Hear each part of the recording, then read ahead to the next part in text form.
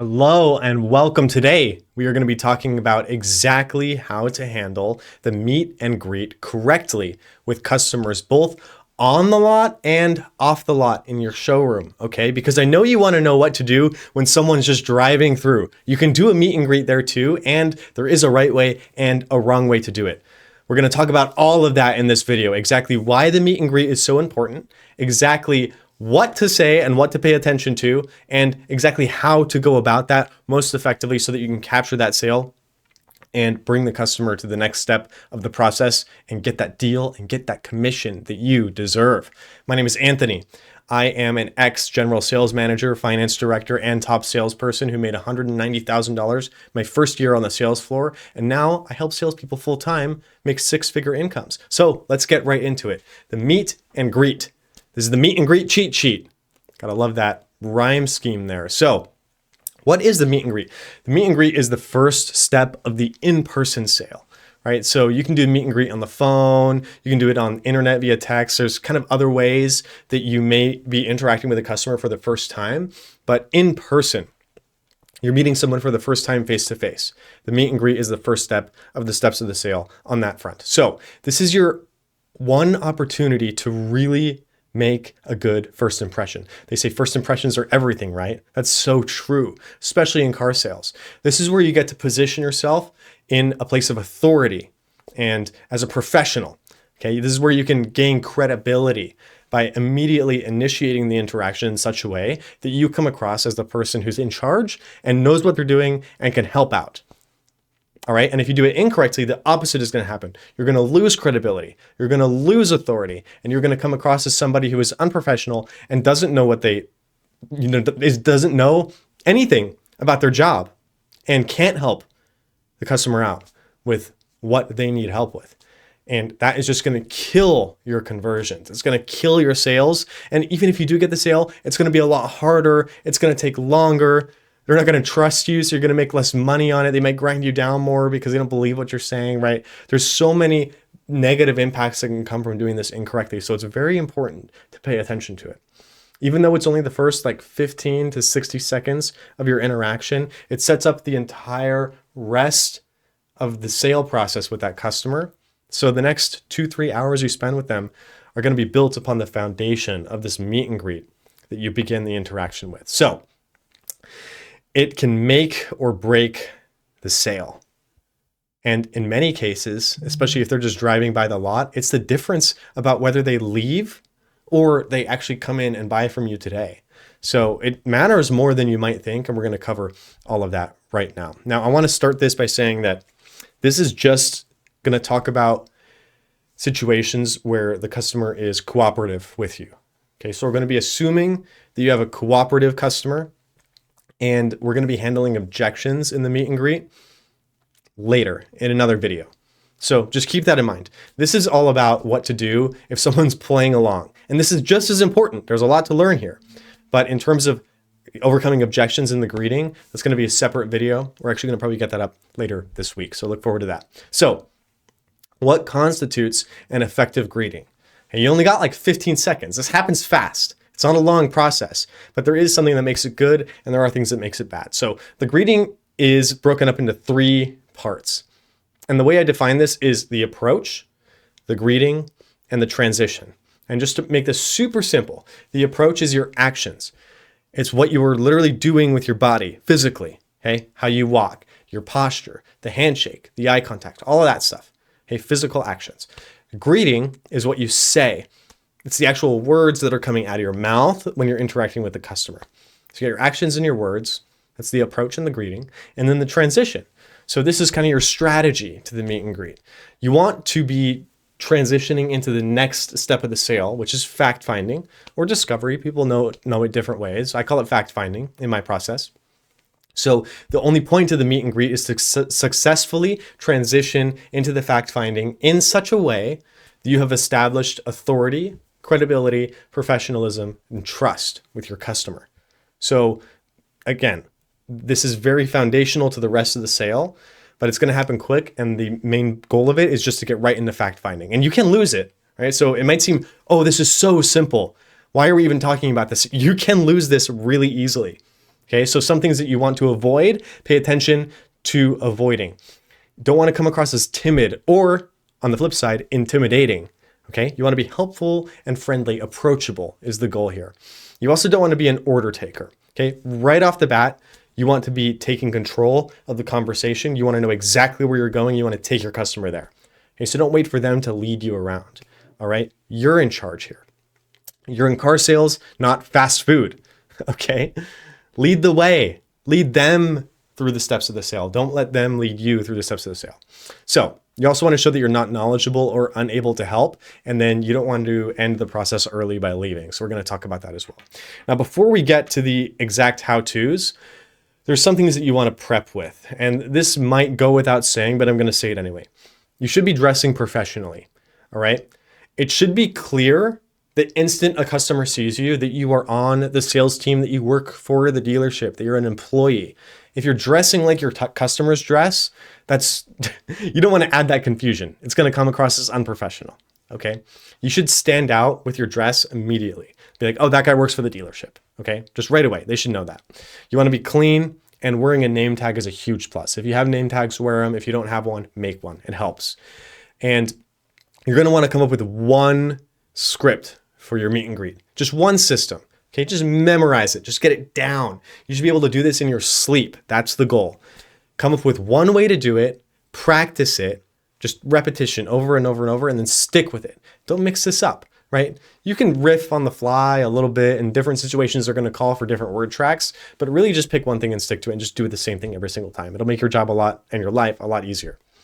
Okay, so first scenario, because I mentioned there's two, when they're driving by the lot, when they walk into the store. So we're going to start with the walk-ins, on foot, meet and greet. And like I said, 3 parts. So approach, this is your actions. Part number 1, you want to just air confidence and approach your customer like you mean it, okay? You're going to stand up straight. You're going to look directly at them. You're going to walk with purpose, straight to them. You're not going to go and stop and second guess yourself and turn around or pretend to check your phone and abort. And, you don't want to do any of that. You just confidently walk straight up to them. You extend your hand for a handshake. You look them right in the eyes. All right. This is pretty simple, but it's easy to mess up.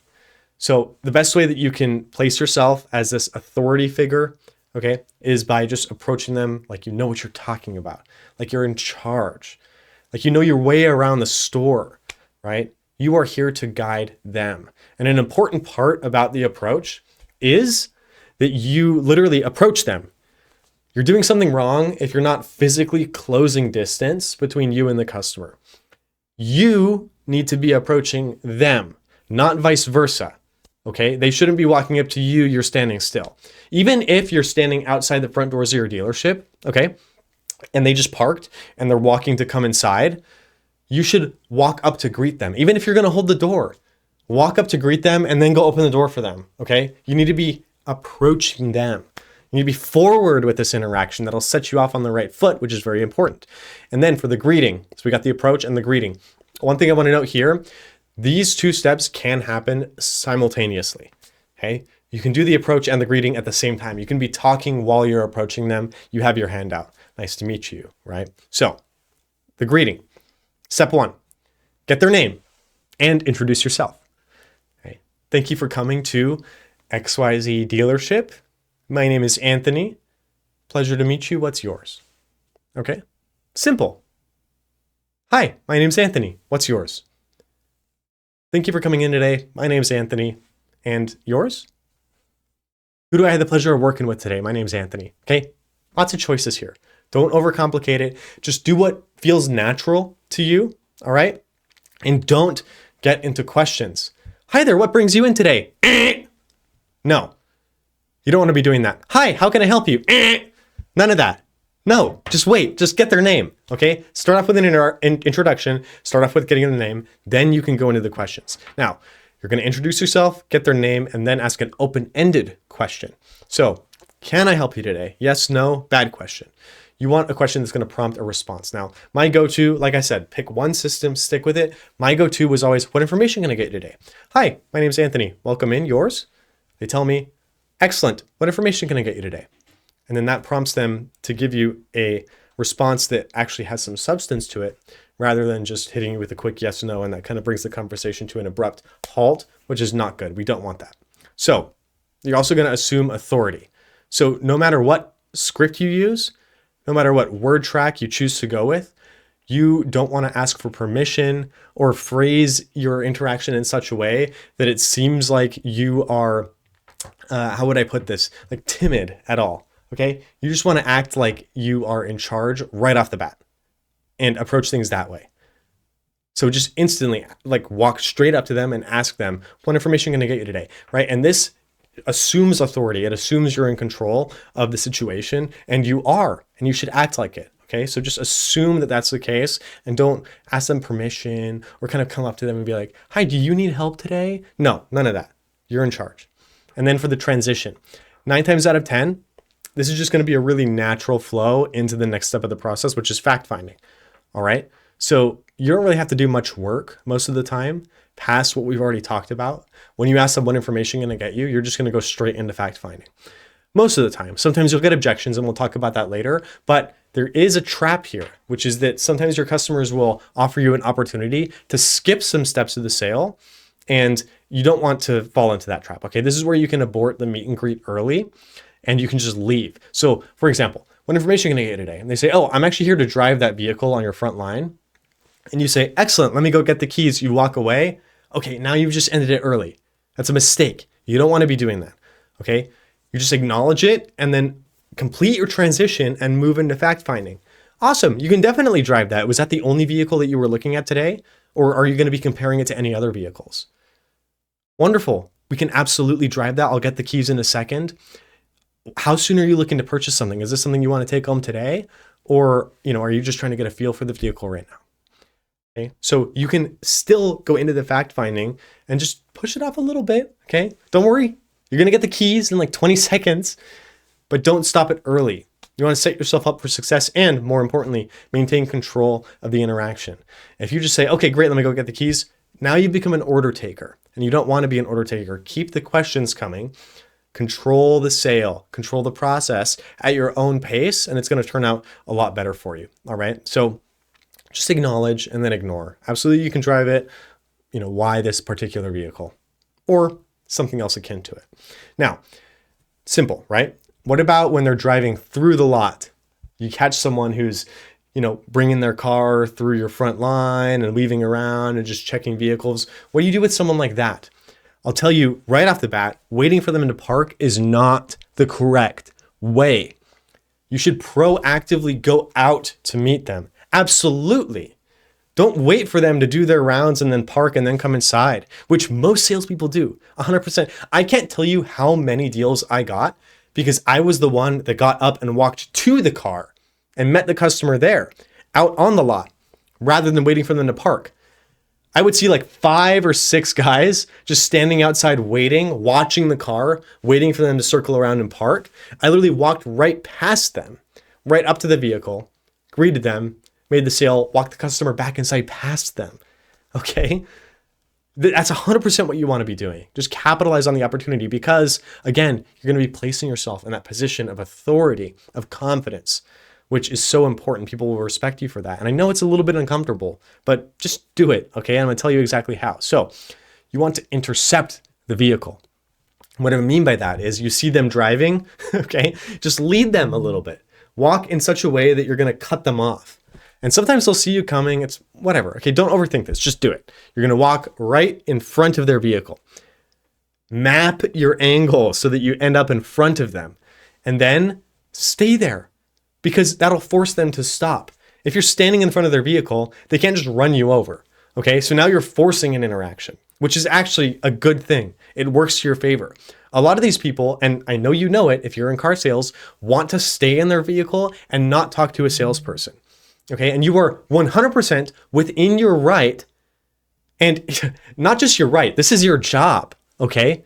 This isn't something that you're capitalizing on because you have the right to the opportunity or whatever. You would not be doing your job if you didn't go out and do what I'm telling you right now, which is go and interact with these customers that are just driving through because that is opportunity. That's a lead. That's traffic, all right? And those people deserve to be talked to. Don't do them a disfavor, right? Just because they're uncomfortable talking to a salesperson or they don't want to talk to a salesperson doesn't mean that they don't need help, okay? And they probably are shopping. So just go do your job and intercept the vehicle and stand in front of it. And then you just approach them the same way that you would approach on foot. You're walking confidently, you're smiling, you're coming across as friendly, you wave at them, okay? And then you walk right up to the driver's side window. Don't just stand in front of the hood, okay? When you're walking to them, be in front of it because they'll slow down and stop. You don't want to just stand in front of the hood and stare through the windshield at them like, hi, I'm waiting for you to do something. No, that's awkward, okay? Stand in front of them when you're walking and then walk right up to the driver's side window and just smile and wave at them and wait expectantly. You can just stand there. Almost everyone will roll down the window. And if they look at you and just drive past anyway, it's okay. You were never getting that. Don't worry about it. Okay, you're going to lose some. And that almost never happens anyway, but they're going to roll down the window and then you can shake their hand and introduce yourself just like you did before. Okay, that we talked about the approach, walking, intercepting, standing in front, going up to the driver's side window. And then for the greeting, approach, greeting, transition, right? Greeting is the same as if they were on foot inside the store. Hi, my name's Anthony. Thank you for coming by the dealership today. What's yours? They tell you their name. And now here's where it changes a little bit. Okay. You want to ask them the question, like, what information can I get you? All right. But then no matter what they say next, you want to transition them into the building or at least out of their car. Okay. On foot. You want to get them on a solid ground, like literally bring them to your level. That's the goal. Or if they're in a low riding vehicle, you bring them up to your level, whatever it is. Okay. It doesn't matter. Get them out of the vehicle. That's the goal. So approach confidently, force an interaction, greet them politely, friendly, all right, helpful, and then get them out of the vehicle. And again, objections are very common in this step, and I'm going to talk about those in another video. But even with cooperative customers, this takes some tact, takes some skill, okay? But it's doable, and you need to start practicing it right away because these opportunities are literally driving right by you, okay? So you want to capitalize on them. So after you greet them, you ask them your introductory question. No matter what they say, you offer to give in order to get them inside the building. So they say, well, I'm just looking for this new model, but I don't see any here on the lot. Do you have any more coming in? And you say, absolutely. Why don't you come on inside and I'll give you a list of all the new vehicles coming in. And that way you have it, when they're going to be here and you can come on back. Okay. So you're offering to give them the information they want in order to get them inside. And then you can just keep walking through the steps. Okay. But you're not going to jump into fact finding here. What information can I get you? Well, I can't really see the price tags here from my car on those vehicles up there. Can you tell me how much they're worth? Be like, absolutely. In fact, I could print you out a full spec sheet of the vehicle you could take home with you. Why don't you follow me inside and I'll get that to you right now. Okay, so you're offering to give in order to get. So pretty simple. Okay, there's this quid pro quo. I will give you my information if you give me your walk-in. Okay, if you give me getting out of your vehicle. So it's pretty simple on paper, but this is going to take practice and you're going to want to make sure that you're not just being an order taker again and just like a vending machine. You don't want to be a vending machine where they ask you a question, you just give it, okay, thank you, bye, hits the gas, drives away, gone. Okay, you're going to have some sort of bait. You're going to have some sort of hook, all right? And don't just give it all away because then they're going to drive away and then they're not yours and then it's over. And a lot of these people will buy same day. It's happened to me. A lot of people who actually were 100% just thinking about driving by and just checking something quickly will get out of their vehicle, come inside when you offer them something, and then you just walk them through the rest of the steps of the sale and they buy a car that day. It's way easier than you think it is, but you're just letting them slip through your fingers because you're not giving it like a little bit of pressure. All right. And I'm not talking about being like high pressure sales tactics at all. This is just being helpful and like straightforward with them. All right. And you want to move them to that next step of the sale, which is, again, follow up, but on foot. On foot follow up if they're in the car. You don't want to be interacting through a window like that. It's not going to work to your favor. All right. So that is how you handle meet and greet on the lot and in the showroom. So I'm going to make sure I give you both of those, and I'm going to leave you with even more value right now. So I have made a wonderful cheat sheet like I said, meet and greet cheat sheet for you guys. This is going to be available in my free training group. The link is in the bio down right below this video, or it's in all my social platforms. So just check it out wherever you're seeing this from. And I cover all the basics that I just explained to you right now. So establishing control, why it's important to establish control, the 3 different steps, the approach, the greeting, the transition on the lot and off the lot. And I've even made a nice little checklist down here at the bottom that you can use when you're practicing, when you're role playing, or when you're reviewing your interactions later.